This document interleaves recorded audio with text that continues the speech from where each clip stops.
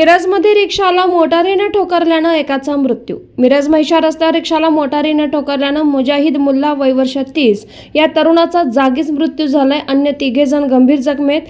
मिरजेतील मुजाहिद मुल्ला, जैद मुश्रीफ, गोगा उर्फ शाहिद मुल्ला, आसिम मुश्रीफ सर्व राहणार मुजावर गल्ली मिरज हे 4 जण रिक्षातून जुगुळ इथं देवस्थानला धार्मिक कार्यक्रमासाठी गेले होते।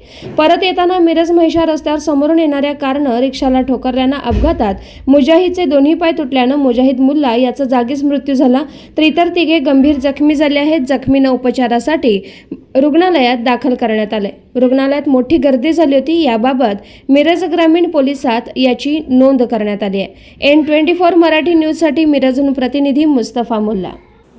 दिवसभरातील घडामोडींचा आढावा घेण्यासाठी पाहत रहा N24 मराठी न्यूज चॅनल।